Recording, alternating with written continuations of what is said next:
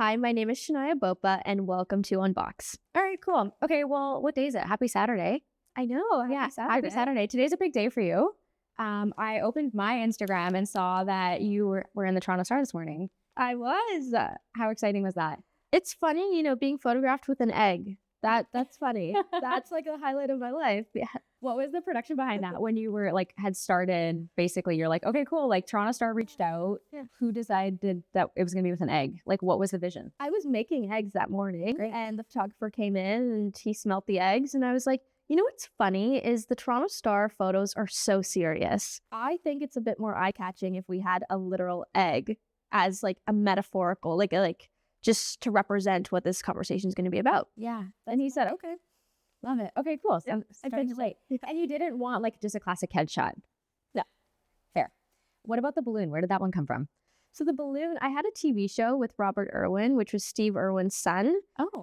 Back in 2013. It was a science show as a kid. And because I was casted to do it in Discovery with Discovery Kids Asia, they came to my house and they did a Toronto Star article about it. Okay, super cool. I did not know that. First and foremost, there's a lot to unpack here. Why don't I just start with a quick rapid fire? I like to warm up like this. So I'm going to go through a couple of questions, and then I think we have a lot to dive into this morning. My first question for you is, what keeps you up at night, ambition or anxiety? Ambition. Okay. What's harder for you, starting or letting go? Recently starting. Why?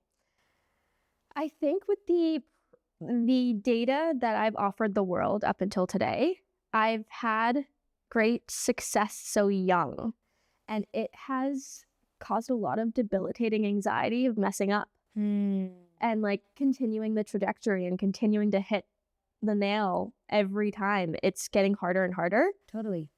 So yeah, the pressure. Okay, that's interesting. I want to dive into that one later. What's fueling you now, passion or persistence? Persistence. I feel that. Are you breaking barriers or just breaking even? Breaking barriers. I would agree. Okay, last one. Are you living to work or working to live? Working to live. Yeah, okay.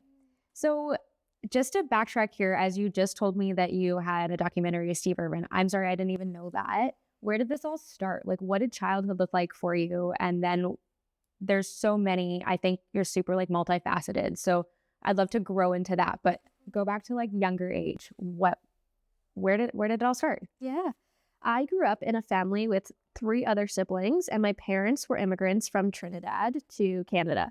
And growing up in an immigrant household, my parents had businesses, and that's the background that they came with from where they grew up. And that gritty, just test it out, just try things was how I was raised. I joke about it. I was raised in a mini incubator because I knew what it was like to incorporate, do your taxes and all these things at the age of 10.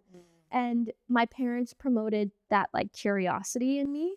And so I call myself a builder. At heart, I love leading with curiosity and building things from the ground up. So 6 years old, I was the kid in and out of the emergency room and just unwell. And I realized how important health was for me personally, but it's not really communicated in an effective way from our physicians. And so I decided to A, dedicate myself to reducing barriers as best I can, and B, I built I called it sour shots. They were really just immunity boosters with a vitamin D and vitamin C. And now they're super trendy, but at the time they were jars that I would sell to the moms in the neighborhood. And that was my first little business at 6 years old. Wow, 6 years old. Yeah. Okay. And then grade one. Yeah. Yeah. So I'd bottle it, jar it, and sell it for $5 a jar, premium pricing. And from there, I had a lot of nonverbal friends in my classrooms, and I noticed that they just weren't included in our day-to-day. So I grew braille nails too. Yeah, so I built a sign language choir, and it still exists today. So I taught myself sign language, built the choir, and we performed monthly. And then from there, I really think I did dance and gymnastics, and I had a Russian gymnastics coach growing up. So when I think back to the voice that I like to listen to, it's that stern, very straight to the point type of tone. And I think I'm in a way that type of leader now. And then I resonate with that type of tone today. But dance, and then I did acting. I really loved the arts. And the best thing my parents ever did for me was put me in acting as a child, because that confidence that you get from pitching yourself to a panel of 40-year-old adults at the age of 5, 6, 7, it's unmatched. And it's the reason I have like negative social anxiety today and the ability to converse. And growing up, my siblings were 10, 12 years older. So I also saw and could map my life. Yeah, you're learning from them. Yeah. Mhm. And I understood what compounding effects and what risk looked like, and how if you took risk, what the possible outcomes were. So that influenced, I think, just my way of being. And I've always led with my heart. That's awesome. And then I loved science. And so the intersection of like creativity, my heart, science has brought me here today. Yeah, I think when I was learning about you too, and social media is a funny place because you also see a glimpse of someone. So I think when I like first heard about you, my friend sent me your fertility story, which I'm really excited to kind of dive into as well. But you see a glimpse of it. And then as I kind of peeled back the layers, I was like, okay, super cool. She's so smart and she's like science backed. And I resonated with that because I did my degree in health sciences. So with you doing your PhD in global health now, to me, I'm connecting the dots of things that I really resonate with. But I think you do an exceptional job at also making it digestible to everyone. Even though like I'm sure that you think like at a very high level too, you're like, okay, how can we break this down so that everyone can get a part of this too? Okay, and then fast forward me, like what did high school look like? And then university, where did that take you? So I've always been such a girl's girl. Like I love my girlfriends. So high school was just the most fun time with my best friends. And again, exercising that discipline through competitive dance, gymnastics. I was a lifeguard. And I did gymnastics. Yeah, I get it. And so I think that was like such a huge part of high school. I quit acting once I got braces because I just didn't want to be on camera for braces. And then led to, I actually wanted to do a degree in photography. I applied to Ryerson. I got early acceptance, and that was like my dream. But I realized that being a child of immigrants, having that curiosity with how can we make health and just things more accessible, I really wanted to continue that. And I knew photography was always going to be there. So what I did was I majored in communications and health studies. Pretty much all of my electives were in the health sciences. And on the side, I had a photography business. And that's how I funded my way through school. Wow. So that's how I paid my tuition. And I did weddings and I did babies. And that was my first profitable business. So I started at 17, 18. And then in my undergrad, I really struggled mentally and with my overall well-being. And that's when my sister, shout out to her, she's a physician, and she pretty much like took me and treated me like a patient for 4 months in between first and second year. And she would force me to meditate every single day. So she would lock me in the car. And like, this sounds brutal, but I needed the brutal sisterly love. And she would lock me in the car and she would force me to meditate on Headspace. And I cried all the time until day 21. And I started to really love it and exercise that mindfulness. And that I say it takes 21 days to build a habit. Yeah, there we go. Yep. So over that 4 months, she just overhauled my lifestyle. I had no caffeine. I ate super well, exercised every single day, wasn't allowed my phone in the bedroom, like had to meditate twice a day. She overhauled it, and that changed my life trajectory. Like if she did not do that to me, with me, for me, I wouldn't be here today. And so that led me into second year of university. I was really passionate about research as a tool. I was really good at methods, and I liked theory just from a philosophical lens, but also an application lens. And then did a master's in global health. Casually did a master's in global health. And maybe just to like break it down, if you're thinking about someone who's never studied health before, what is global health? I know, we probably have a good understanding, but what does that actually apply to in real world as well? Global health as a field is the intersection of the health sciences. So, your biology, your human biology, and the social sciences. So the social application of certain interventions or programming. So for example, I, for my PhD, specialize in the co-design of interventions to reduce the risk of chronic disease like type 2 diabetes, obesity, cardiovascular disease amongst newcomers. So we're seeing an increased rate of especially pediatric newcomer patients coming in pre-diabetic at 10 years old. Well, what is the global health application of that? Locally in Hamilton, we're really struggling with the reduction of these chronic diseases, but globally, we're really struggling. So what my role is co-designing these interventions with the end user. Hopefully they work, and then we get to copy-paste globally to all the communities that are related to that small micro community in Hamilton. Right. And like, for example, what does an intervention look like? Again, like breaking it down for someone really simply. An intervention is multi-component. So for example, you have a 10-year-old girl who is pre-diabetic. The multiple components that would be included in her intervention is at-home learning for both her and her mother to make sure that they are understanding just the basics about food, nutrition, cardiovascular health. Component 1. Component 2 is she's engaged in social cohesion exercise-based programs. So programming in the community that's free, but brings her together with her peers and makes her feel part of something. The third component would be overhauling her diet. So how can we make sure she's eating complex carbs, fibrous vegetables, high protein every single meal, making sure that education is also transferred at home as well. Mm-hmm. And the fourth component would be the mental health aspect. I think we don't talk enough about how obesity or being overweight in your childhood really impacts your self-esteem and your overall self-perception. And so that's the fourth component of this multi-component intervention. And then we test it, trial it. Hopefully, over the next 3 years, she does really well. And we reduced her risk of type 2. That's amazing. Have you ever sat back and thought like, wow, I didn't think this would be me at this time? Or did you always have a vision for that? I didn't think I'd necessarily be focused on type 2 diabetes, like chronic diseases. Right. But I always knew I'd be a teacher in some capacity. I always knew I wanted to do a PhD. Mm. And I always knew I wanted to do something that empowered young women and girls. That's amazing. Like truly amazing. And I think even just to go back to like our rapid fire question from earlier of now you feel like you have to like hit some targets or go there. I guess my question for you in that one is, how do you then plan for like, what is the next step, or even the management of, okay, well, I got this accolade, like now what?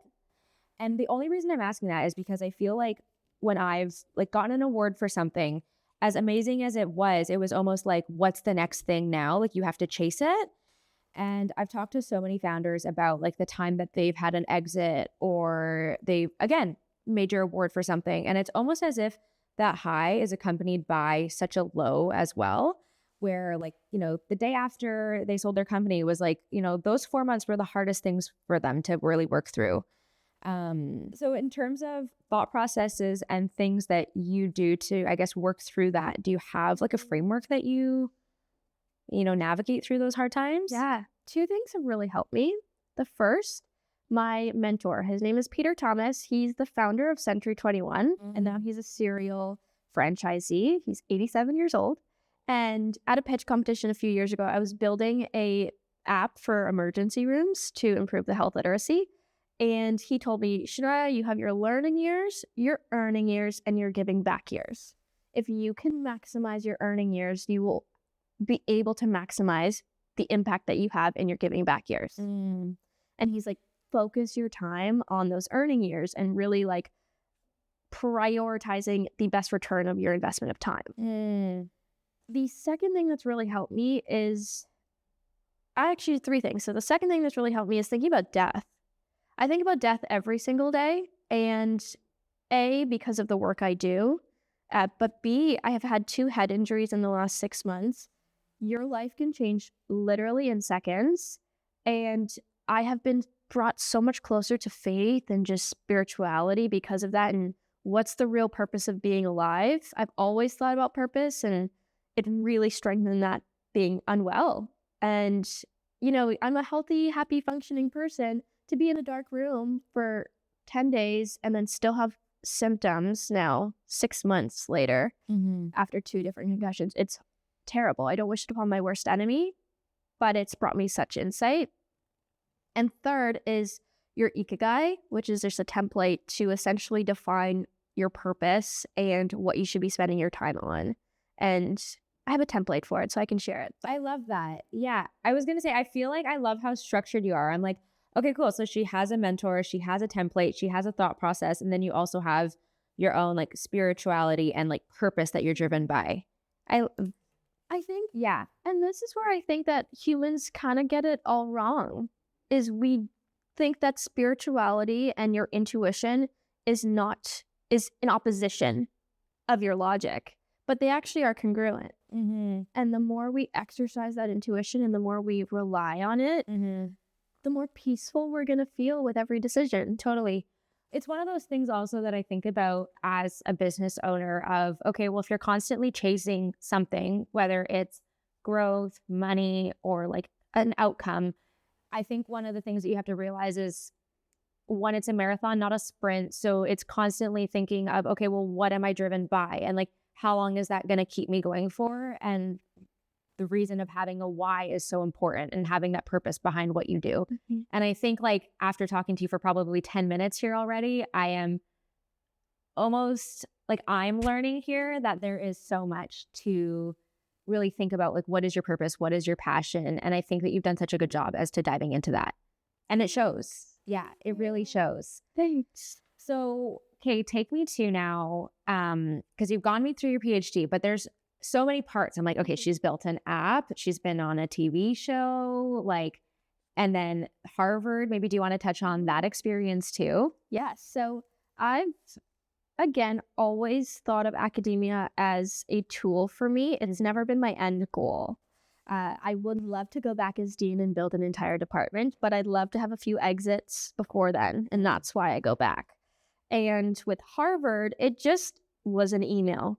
Like, the girls at the Harvard Business School were like, we have a designing your life course, but we don't have that critical conversation of creating a work back plan of how your fertility and your career work together. And they were like, can you create a 2-hour workshop for all the girls at the business school? And I said, sure.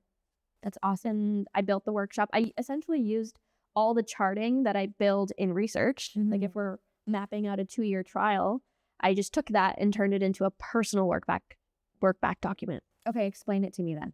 So there's like, visualize a piece of paper that's horizontal, and there's 5 categories. Everything from your family planning, marriage, children, because family planning and children are 2 different things, your career, and different professional activities you want to engage in. Let's say you want to build a committee, etc. And you're going to map 10 years, because let's say you're in your 20s and you have 10 solid grind years before you have children, or we're including children in this document. You're essentially going to write down, let's say by 2026, you want to launch your first business. Let's say by 2028, you want an exit, being ambitious. If you then really think about it, why would you want to have your first child in 2027? Right? Okay, so like, let's make sure, and it's visual, you're visualizing your life. Like, okay, the best time, if I want my exit in 2028, then I want my first child in 2029. Yeah. And you can just align all your professional activities with the priorities that you've set for yourself. And you can just adjust the timeline, and it's really fun. But I think that as women, this whole ignorance is bliss thing needs to stop. We need to stop.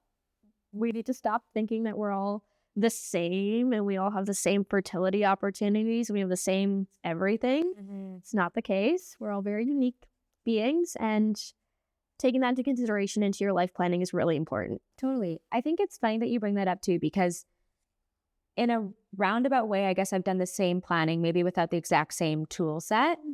But I got married in September, so about 5 months ago. Thank you. And I've been with my partner now for 9 years. and we had the conversation, or at least I had thought I was going to have kids by this age. So I'm 28 now. And the way I had perfectly planned it, obviously when I was in my early 20s, was, okay, I'm going to have kids by 28. I'm going to have, 2 or 3 by the age of 30.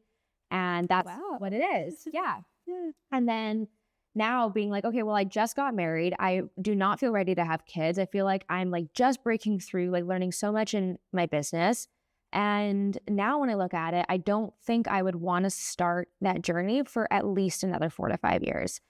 And I think that scares me because you hear so much about, okay, well, what does that look like as a woman who wants to work, who wants to build her career, but then also wants to have a family? And I think it's a very challenging conversation because I think a lot of it falls on us as females. It's our body that goes through it. And you also, I'm sure at that time, would want to be like a mother that's present and that's available. So I think it's one of those things that I also really think about. And I think it was really cool because I said to you when you came in, I was like, a lot of my friends know you for like the girl that like froze her eggs at 25. And I think that's obviously, such a good headline, but there's so much more to you. But what prompted that? I mean, I'm sure I could have a good understanding, but like walk me through that step of being like, okay, now I'm going to do it. Mm-hmm. Well, I think for everyone listening, I want you to take a second and just visualize the type of life you want for your children. And having such clarity, do you want them to have access to every physical activity, sport, anything that they've ever wanted? If, let's say, they have a physical or intellectual disability or accessibility concern, can you afford the resources to make sure that they excel? All of those critical questions, get really clear on the life you want for your children and work backwards. Mm-hmm. And my sister, again, being 12 years older, she sat me down at Christmas and we were eating ice cream. And I was just like, so you want this beautiful career for yourself, but have you ever thought about children? And when does that intersect in this timeline? And I said, absolutely not. Like, no one talks about that. Me and my friends love talking about our careers 99% of the time. Yeah. And I didn't even know what egg freezing was until she brought it up. Oh, really? Yeah. I was 24. I was going to say, how old were you? Okay, so that was 24 and you went through your egg freezing journey at 25. Yeah. 3 months. So she told me this conversation at Christmas. I realized that I was on my parents' insurance and that insurance coverage expired at 25 and it was covering 80% of my medication costs. Oh. And being the researcher that I am, I just I deep dived and I understood that if I froze 25-year-old eggs, they're healthier. I'll most likely get more quantity-wise when freezing. And I would be spending this money most likely with inflation a little bit more in 10 years potentially or 15 years. And so how can I, ROI-wise, what's the ROI on this procedure? You're so calculated. I actually love it. I really do. It is like the definition, and this is why I think it's so interesting, and sorry to cut you off, but like creator Instagram to being like, okay, I'm actually a researcher. I'm very calculated. Here's my plan. What's the ROI on this? And I think that's just so brilliant. So sorry, continue. Yeah. But led with heart, right? Because I want to be a mom. That's a non-negotiable. Mm-hmm. And I can't imagine my life not being a mother one day. And so how can I optimize for her? It's not even about me. It's about her. And that being just my main driver, I did the fertility consultation, which if you are in Ontario, it is free. So I'm not trying to push egg freezing. I'm just trying to push knowledge of self and going through that discovery process with you and your partner, with your family. And I did the consultation. They said I was a good candidate. And I said, let's go. And I didn't tell anyone at work. I just secretly went into my appointment at 6 a.m. every morning, blood work, ultrasound, and then 7 p.m. every night were the injections. Okay, so what is that whole process then? So I know that you just roughly laid it out, but how long does it last for? For me, it was 14 days. Okay. So 14 days in total, 13 days of injections every single day. On the 13th day, it's your trigger shot day, which your trigger shot has to be very, very, very precise on timing. So they'll say like 6:52 because it has to be within a certain window before your actual retrieval. And the reason that trigger shot day is so important is because they want your eggs, your follicles, to be 2 millimeters in size. So when you're going for this ultrasound every day, they're measuring how big those little eggs are getting. And it feels like your ovaries go from little tangerines to grapefruit. and you're really swollen, and it's fun. It's fun.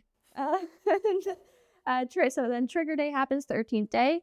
On the 14th day, I woke up at 5 a.m., went in for my 6 a.m. procedure. It was 20 minutes in and out. You're put under general anesthetic. I pretty much just slept for an entire 24 hours. And the 15th day, 16th day, woke up and was fine. And what did you feel like during this whole process and even beforehand? Because I know that, as you mentioned, there's like medication, the prep beforehand, and then also afterwards. And what were you going through mentally? Okay, so the facets. Mentally, I was exhausted. I didn't tell anyone at work, which now in retrospect, I should have probably, because it's taxing. Waking up for these appointments, but also like injecting yourself. That is a whole mental barrier I had to get over. Second pillar was physically. I couldn't rigorously work out in that period of time, which for me is very strange. I exercise every single day, and so walks were my thing. Third, socially, I'm so grateful for my girlfriends and for my family. They were beautiful supports. And then finally, the logistics of like getting the medication, putting it in the fridge. Thankfully, I'm pretty okay with blood, and I'm okay with injecting myself, and I'm okay with that. But it's really gory for the average person. Yeah. And so that, if you are thinking about it or considering it, hopefully your partner or a friend is willing to support you in that injection every day. Totally. And then in terms of afterwards, and would you be willing to share also cost breakdown too? Like if you do have an insurance plan or if you didn't, what that also looks like for someone?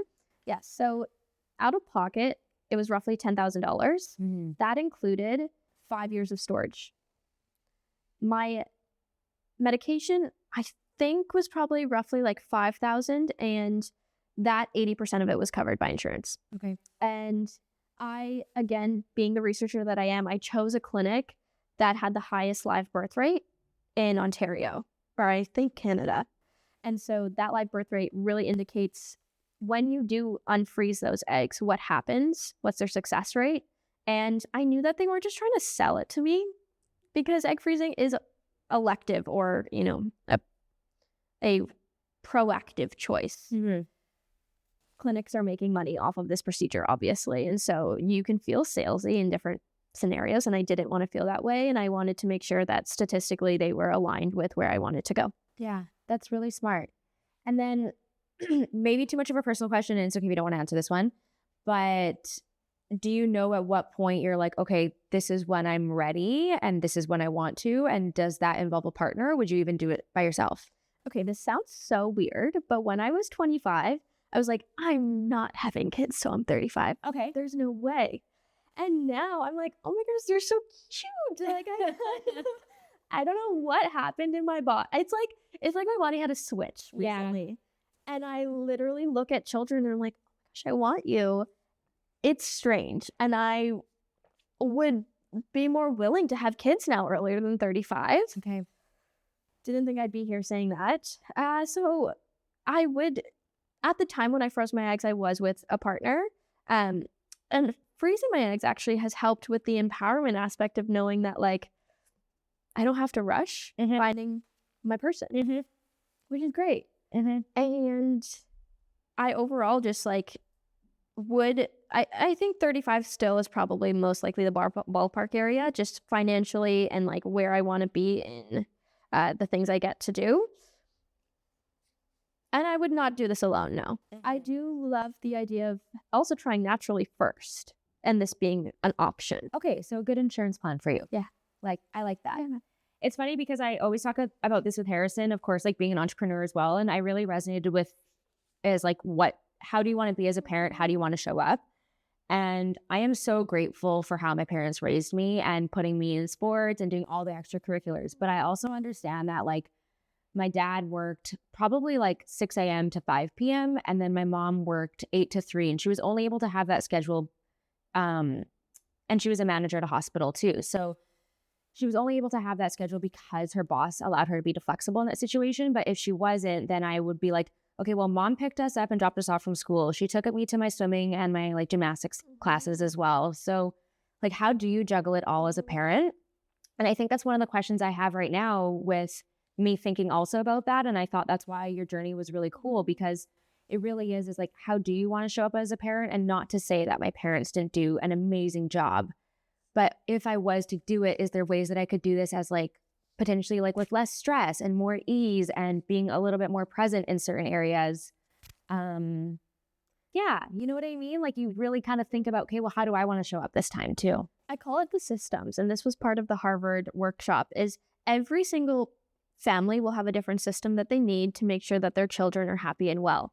So for example, you and Harrison, maybe you have a nanny that works 3 to 6, preps dinner, and also helps prep all the meals on Sunday for like the lunches for the week. And you have that sounds nice. Yeah. And you have I'm like, wait, that's a perfect idea. And you have a rotational schedule with your friends. Let's say you all have children around the same time. And every other Wednesday, you're doing pickup. And so that is your system. That's going to be unique to you, but let's work backwards. How do you finance that system? How do you organizationally plan for that system when your child hasn't been born yet?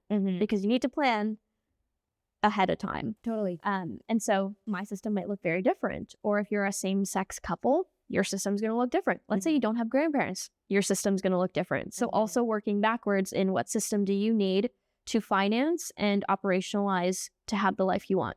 I love that. And I think that's so applicable in so many areas. Like I do it for work all the time. I do it in my personal life. And I had thought about it in a glimpse in terms of like family planning as well, but not probably as detailed as you just broke it down.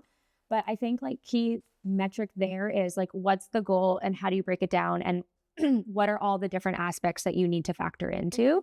So I really like that. I feel like you're a very tools-based person, and that probably comes from research as well, right? Yes. And it makes my brain feel at ease. Yeah. I can tell. I can tell. It makes it easier to process stuff. But I like that though, because sometimes I think like, okay, is this going to be a logical or an emotional decision? And it can be both. There can be the intersection of the two. But I find typically if there's like, as you said, a system or like some sort of framework to work through it, then I can at least systematize my emotions as well in that sense. That makes sense there. And for you, where do you see family? Do you want to be actively in this current business when you have your first child? Yeah, I think, well, interesting that you asked that, because over the past 2 years, my role has shifted a lot in the business aspect of really me working in the business. So doing like day-to-day operations, doing the sales, knowing like every single client that has ever inquired about us, to now going through the transition of, okay, now we have a store. Now I'm actually more of like, let's call it a sales manager. And now I'm doing team management. So in that sense, it's shifted where I'm not hands-on every day. And it's allowed me to even do stuff like this, like the podcast of like, how can I expand myself in different ways too? So whether it's this business or another one, I think the key thing in that is what is my role and what's my involvement? And I think the thing that I've learned a lot as being a business owner is also not being the person that's doing everything. So maybe I see it with us with Couch House. I truly love the business and I would love to grow it in so many different ways. And I do think that is really at least a 5-year plan on top of this. And then an exit, I think we also again toy with that. It's like, okay, well, you can grow something great and you can keep it. You can have a wonderful exit depending on like what your motivations are, or, you know, you can just say, well, actually, I want to stick with it. And I think I'm open to either, as you're throwing the question back to me. Okay, so I actually have a question for you because we haven't really touched on it, but when you said when you were going to work, when you were doing your egg freezing journey, was that the Canadian Courage Project, or what does your work look like, I guess? My work is split. At the time, my 9 to 5 was my PhD. Okay. So we were very operational before the actual research. My research was the last year, and then prior to that, it was operational PhD work. So I was in office every single day while driving for these appointments. Yeah. That's a lot. Yeah. And I work with like my team. Everyone's 45 and older. And my supervisor's a man. And it was day 4 or 5 of egg freezing. He sent me an email with just the link to a Yahoo article about my egg freezing, said nothing in the subject line, nothing, just the link. So you had shared this publicly at this point. I had shared it publicly starting day one. Oh, but you just didn't tell anyone at work specifically. Yeah. Okay. I was under the impression that you hadn't told anyone until after. Okay, got it.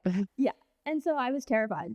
I never brought it up. I never told anyone. I still don't bring it up. And they could flip through the paper today and notice, but I keep the life that I live online very separate. In academia, the stigma, but the tone that people have regarding anything that's outside of the box. I just shut my mouth because I just want to get this done. See, I find that so interesting because I feel like everything that you share, I'm like, well, wouldn't you share that with people that you work with on a daily basis? Mm-hmm. But I almost understand that in the same sense of like when I meet someone, I'll say someone new, like someone on the street, or if I'm out, like last night I met some friends of friends. And afterwards they're like, oh, can I grab your Instagram? I'm like, yeah, for sure. And then I just like type it in. They're like, wait, like you have like, you're a business owner? You were just on Dragon's Den? Like, hold on, like who was I talking to for the past like 30 minutes? And I think that's where like those are the times that like I get shy and I'm like, oh, like I actually don't really want to talk about it right now. It's a different persona you have in different rooms. Yeah, I totally agree with you. Like, yeah, whether it's persona or even just like these are the people that almost like speak my language and they get it a little bit more. Whereas if like this is like maybe like your academic side and like this is just where I'm going to tailor those things to. So I understand that actually probably more. But okay, so it's also sad though. Yeah, well, and that's what I was going to say. Yeah. Like I told no one about Harvard. But your dad's reaction video was so cute. I know. But like, make sure you eat an apple to keep your immunity up. I was like, stop. Thanks, Dad. I'm still eating apples every day because of that. Yeah, that's so cute. Yeah. Nope. No one knows. At work. Yep. No one knows about the TED Talk. Okay, so the TED Talk, can we talk about that then? It's coming out hopefully within the week. Okay, when did you record it? Secretly in October. Mm-hmm. That's how everything in production works. And I think it's one of those things where it's like, hey, I did this actually like 6 months ago, just no one knows about it yet, and I can't talk about it. Okay, can you share about what it's kind of about? So my whole thing is I believe that women can do it all. And doing it all in the sense of achieving all the dreams that you have in every facet of your life and being so fulfilled with the right tools and systems and supportive community behind you, because you can't do it all without those three things. And I went through a period of like intense burnout. And so being the scientist that I am, I spent 18 months researching every type of productivity tip, neuroscience hack, and I just applied it to myself and tested it out. And I essentially created a 3-part formula to do it all for multi-hyphenates, and that's the TED Talk.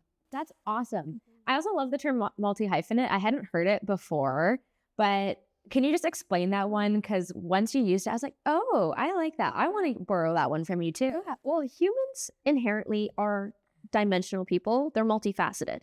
But multi-hyphenates are people that balance very tactful roles or tasks on a daily basis. So let's say today, you're podcasting, you're doing operations, you are writing an article, and you are managing a coffee shop, making this up. Sure. Those are 4 different skill sets that you're switching between. You're a multi-hyphenate because you have to switch your mindset and your technical capabilities. And very many people now, we know side jobs are not a thing of the past, a thing of the present. And I think we should be empowering people. Totally. I love that. So when does it come out? Do we have a date for it? No. Okay. So stay tuned for the date. When this launches, it'll probably be out. Yeah. I was going to say, I can link it in here too. Mm-hmm. Okay. That's perfect. So actually, why don't you talk to me a little bit about like burnout? Because you did touch on that briefly, and, you know, growing and learning along the way, there are certain points where you're like, this has been too much for me. And I think when that happens for me every time, I think like, what was the reason that happened and how can we alleviate that from happening again? I have 3 tools to recommend to everyone. If you've struggled with burnout in the past, you feel like you're in this cyclical nature of burnout. One is the 168-hour calculation. Every human being in the world has 168 hours a week, even Beyonce.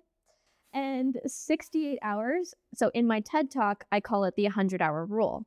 Let's say you only have 100 hours because 68 are dedicated to rest and recovery. Mm-hmm. With those 100 hours, how are you breaking up your time? do an audit of last week, look at your Google Calendar, and like genuinely break it down. I'm making a Notion calculator actually for this. Oh, sweet. For people. So that will be out, but it'll like populate it into a graph. Break it down socially, personal wellness, life admin, your work, your side job or side hobby. Where are you spending your time? And then tool number 2 is the 7 types of rest. So what I do every month is I call it my joy day, and it stands for just one 24-hour you day. And I literally disappear for 24 hours and I go into hibernation, prioritize my mental well-being, physical well-being, and then I life plan for the month ahead so that my month is already planned and I plan all my 7 types of rest. That's where tool number 3 is. Your 7 types of rest. If you're always optimizing all 7, you're most likely going to feel in control of your time and then rejuvenated for the time that you do dedicated to work. So, for example, when I need intellectual rest, I do a fun random triathlon with my friend. So fun and random. Just a triathlon. Just self-guided in the neighborhood. Okay. Yeah. We'll just like do it and we'll time ourselves, but I'm not in a race. Yeah. And I don't need physical rest that day. I needed intellectual rest that day. Emotional rest. Very different from intellectual rest. Physical rest also. If you need physical rest, doesn't mean you need intellectual rest. So categorize your rest and actually schedule it in your 100-hour weeks. What are the 7 types of rest? You just said intellectual, emotional, physical, and you can search it up. Yeah, I have it written down. I'm just curious. For everyone listening, I have a concussion. Like I still have post-concussion syndrome. So I have no memory. That's okay. I'm quizzing you too. I'm putting you on the spot. So physical, mental, emotional, sensory, creative, social, and spiritual. Okay, this all makes sense. Yeah. Like social rest. Right. You're exhausted after that Christmas party. Yeah. Doesn't mean you need physical rest. You can go do a fun triathlon. Casually. Yeah. Are you doing like a sprint or an Olympic? Do you know your distances? So it's usually sprint if I do one for fun. Cool. That's really awesome. I did my first triathlon last year. How was it? Great. It was, yeah, I don't say it's one of the hardest things I've ever done because it wasn't, but it was a good challenge for me. It got me to think like, how am I going to train for something that I have never done before? So I did a sprint and then an Olympic. And actually, was that last year? Sorry, that was 2023. No, I didn't do any in 2024. But I have my physical goals set for this year, which I'm excited about. Okay, hot take. Yeah. I think triathlon training was terrible for me because of, okay, backstory. I lifted weights 6 times a week for like 7 years. And triathlon training is the opposite. And I completely flipped the switch and did cardio 6 days a week. And I think I have PCOS, but I was masking my symptoms with high protein diet and lifting weights that I didn't know until I started cardio, and I felt like crap. I gained a bunch of weight. It was like so horrible for my body and for my hormones. Yeah. Okay. And then I was like, hold on, unwrap PCOS for someone who doesn't know. Just to backtrack it for a minute. Polycystic ovarian syndrome, you know, I think the stat is 80% of women have struggled with their hormones in general. And then especially for individuals, it's essentially a condition where your ovaries have cysts and your hormones are imbalanced and you most likely have higher testosterone than the average individual. And this can showcase in various symptoms for various people. For me, it showcased in weight gain, brain fog. I was losing my hair. I was just so fatigued that I didn't recognize myself. And I only noticed when I completely switched my lifestyle. So now I'm switching back. Well, I have switched back. I now only do triathlons for fun. Right. It's very different training though. Very different training. Yeah. And you go from, like, I did a body composition, a DEXA scan. Yep. And my body composition completely changed after tri training. Yeah, that makes sense. Totally makes sense. Don't would you share the numbers? Are you open to that? Like just like roughly kind of where things shifted? I gained 15 pounds of fat. Like period. Yeah. And like we know the difference between visceral fat and subcutaneous fat. Obviously, it was subcutaneous fat, but that means like the confidence that I feel walking on a daily basis. I loved my back before and like my shoulders. Yeah, I'm just going back to full weight training again and just the lifestyle I used to live. This is actually like clicking for me in a couple different areas. So I started weight training with a trainer, loved the experience. I'm trying to remember what year it was, but I think it was in 2023, early 2023. At that same time, I also had decided that was the year I was going to do a sprint triathlon. And I think I did that in May. So I was doing like two things that You're don't cross training. Well, that, but I was exhausted. And then I was also like kind of confused because at that time I was doing like essentially like a maintenance phase, a bulk, and then a cut. Yeah. And then I was Also also, said your wedding. no, I added chaos to my life. And then I also was like, okay, but I'm also going to do the cardio component for like, I love swimming because I grew up swimming as well. I love cycling. I've been cycling for like the past 5 years, and then running. Yeah. And then running was like the last thing that I had to add to my plate. But then I was also doing weight training at the exact same time. And it was funny because it was like the trainer is like, okay, cool. Like let's work on like reducing like your body fat percentage, like the BMI and stuff like that. And then at the same time, I was like, okay, but I'm also trying to do this. And they were just competing and I was exhausted. And I remember what ended up happening. Well, one, a burnout. So I did my Olympic triathlon in September, and then I kept weight training, I think until November-ish, but Q4 is so busy for ecom founders. So Black Friday, Cyber Monday, Boxing Day, total burnout. November, December, January, I was exhausted. And those were the months that I needed to be like ready. And in my brain, I was like, okay, well, if anything, I'm doing good. Like I'm taking care of myself. I'm going to the gym, but I was like overstimulated on so many fronts. And now that you're saying this, I'm like, oh, it makes sense. And what does your body feel the best doing is the big question too, right? Mm-hmm. Like I set this triathlon goal, probably ego-driven, more likely, and it's soul-driven. I really like working in a team and like being part of a collective. But did I feel my best? Absolutely not. Did I feel like it was torture? Absolutely yes. Do I like torture? A little bit. Yeah, you do. Just a little. Like do hard things. Yeah. So it's this weird, it's like I'm fighting myself. I think that like a lot of growth comes from that sometimes, but at other times you need to think, okay, what comes easier to me? And I notice that sometimes too, when I'm like, I'm really not feeling weight training right now, but I love a good hot yoga class. So it's okay to also do things that feel good for you too. Yeah. It's the mix of, but it's exercising that intuition, right? Like I think as humans, we're losing that capability to listen to our intuition on the fly because we're so like we're living on autopilot 90% of our day. And so if you're living on autopilot 90% of your day and you're scrolling on social media at various points in your day, you're less likely to be active. Therefore, you're less likely to be listening to your intuition. Then you're less likely to be living your life filled with purpose. Okay, touching on that, do you feel, and that's a really interesting point, like at certain points when you're on social, are you like, I've had enough, I don't want to share anymore, or even, I don't even want to be on this app right now, like this is becoming all too consuming? Does it feel like a job in that sense where you're like, I have to do these days this time, I need to share this journey? Like, what does that feel like for you when you're going through it? I feel two things right now. The first is we're lacking depth in humanity. That's deep. Yeah.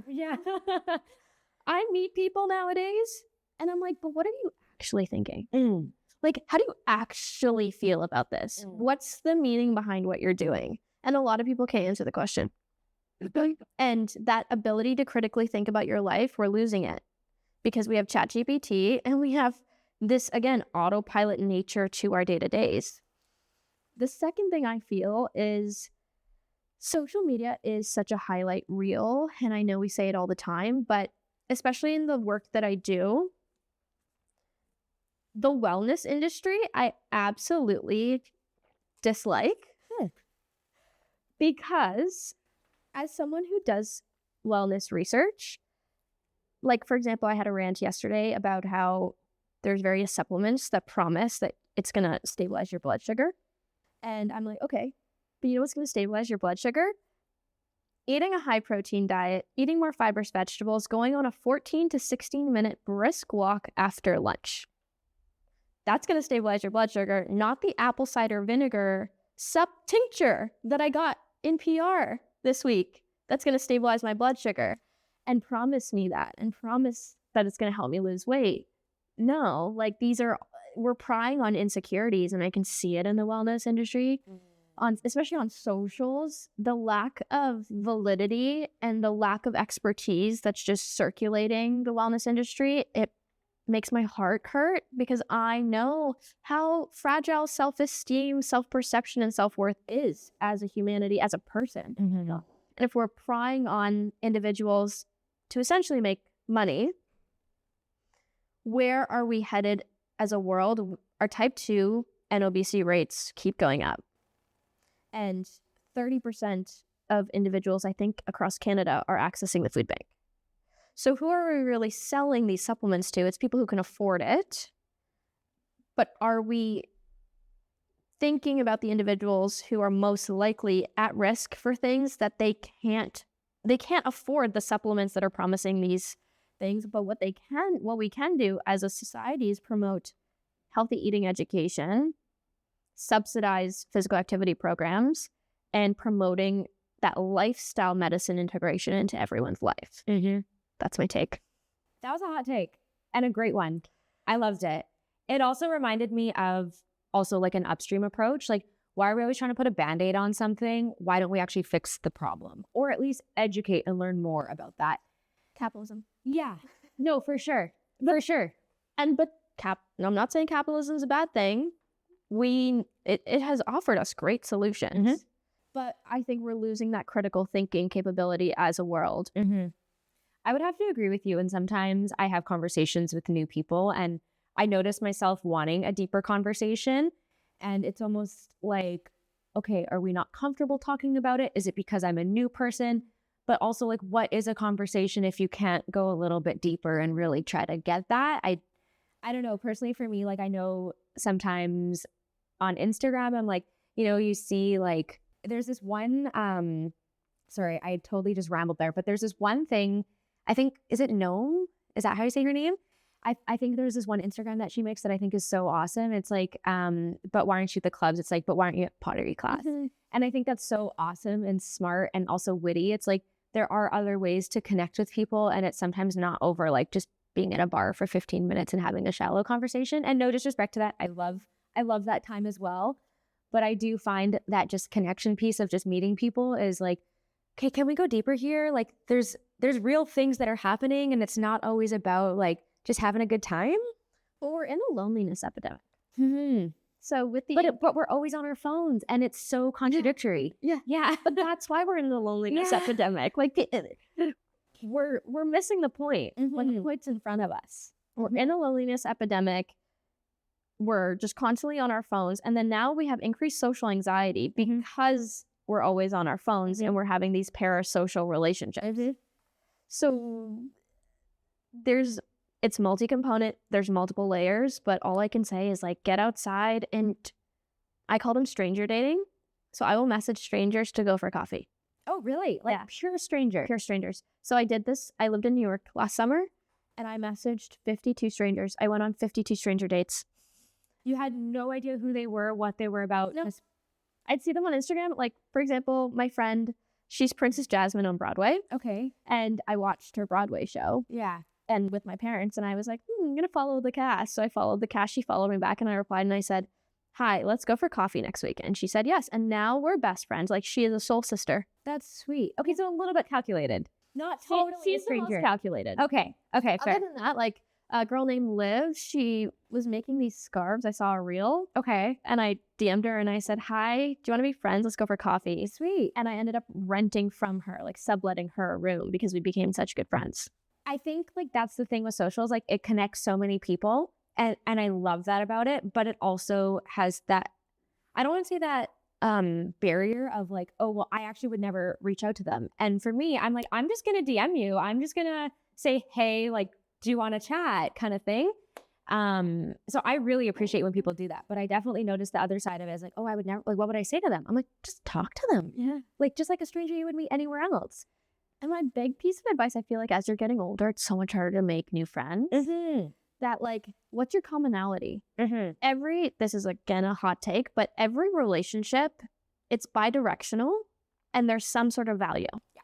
Whether the value is comfort or like feeling connected, or they teach you something that you mutually bond over, there's always a value. So figure out what that value is going to be and what your topic area is probably mutually of interest and lead with that and lead with heart. Totally. I also think like I just spent the weekend with my grandparents last week, and it was just a friendly reminder of also, I was like working on my computer. It was getting into the evening, and then I was still working on my computer. And then I just looked over to my side, and my grandpa was like kind of just like looking at me, but like didn't expect anything, was just very content. I just put my computer down, and then I was like, okay, I should probably talk to my grandpa. And I know that sounds like the simplest thing, but I'm like, here he is sitting so nicely. He didn't spend his life on a computer. He deals with just like human interaction. I meet someone, he lives in a small town, so he knows everyone. He goes to the grocery store. He talks to people there. He was a business owner, so he knows people, you know, on the city council. And I'm like, that is so beautiful. And I think those are like the things that I really want to hold on to still. And I know that like the world we live in is so connected in so many wonderful ways, but also just the ability to know your community and reach out to people and just have a good conversation. And time is finite. Yeah. We only have so much. Yeah. I have no grandparents. Oh, really? Yeah. So for me, you are so lucky to still have a grandparent and see what end of life or closer to end of life looks like, because then it reinforces your ROI on everything what's your ROI for the things you're spending your time on. And, you know, that return of your investment working with like chatting with your grandpa is you're going to hold on to that forever. That 5 minutes is so worth that 5 minutes. Totally. I got this book for my parents. I recommend you get it for your parents, but it's like a journal. And it's like my life story, and it has prompts for them to write from the moment they were born to today. Right. Like what did you smell on your wedding day? Oh, like, cute. What's thoughtful? Yeah. What's a little feature from your childhood that no one would ever mention? Does your dad fill that out? So I can't imagine my dad doing that. Oh, I gave them a deadline. Okay. I was like, you need to have this done by January 1st. Was it done by January 1st? No. We're extending the deadline, but I was like, your grandchildren need this. It's not about me. It's not about you, actually. It's not about you. It's about them. And if you don't fill this out, we'll be very disappointed. Wow. You're setting hard rules with us. I like that. That's cool though. I've heard about that as well and those books. And I honestly thought about getting one for my parents as well. But I was like, I don't think my dad's going to do this. My mom probably would though. But maybe I'll be a little bit more strict on it. It'd be like, it's not for you. Totally. This is not even about you. Yeah. You. Stop being so selfish. Well, I was going to say almost like when you remove the ego out of everything you do, it's like, oh, wow, this isn't about me. And I think even like your egg freezing journey is like, this isn't even about me. Like it is in some ways, it's connected to you. I get that. But when you're like, no, this is bigger picture here. And it's so funny. People ask like, oh, isn't that so exciting you're in the news? I'm like, no, you know what's so exciting is that a little girl might read this and actually chat with her mom about fertility. Like that's why I did this. I hope it stimulates conversations in ways that in places I'm not even a part of. Yeah. And I hope that it's breaking the barrier that, you know, I felt and I still feel. I think that's one of the coolest things about you. Yeah, truly. I have one question here for you that I kind of wanted to almost like end with is, what would you want someone to know about you that they wouldn't know, either based off of how they see you or the work that they do? And what would you like to share? I'm so soul driven. I think when people hear PhD or hear science or just hear about the things that I've done, I seem really calculated and I seem really thoughtful, and I am, but I'm so deeply spiritual. Like I really believe in energy. I really believe that I can feel energy too from other people when I'm with them physically, virtually. And I use that as a data point to like reinforce the things that I do on a daily basis. Totally. And I think that has been that skill set, that intuitive muscle has allowed me to feel such peace. And I think I get this a lot. I'm actually curious what you would say, but when people meet me in person, they're like, you're so much calmer than I would expect. And I probably come across as high strung because I'm so passionate sometimes when I speak online. I didn't get that. Okay. No, I think you have great energy. I think you're really bubbly, and I just think you're passionate. And you have a lot of data to back that. Like I can tell, like there's like a lot that you're like, no, I've thought about this. There's reasons that I think this way, and like you've done the research on it, so it makes sense. I don't think high strung is the word I would use. Okay, thank you. No, of course not. But yeah, I'm so soul driven. I like it. Yeah, and I think that's what makes the work that you do so fun. Like I just believe that if you love what you do and you do heart work, I call it heart work. Yeah. You'll always be happy and you'll always be satisfied.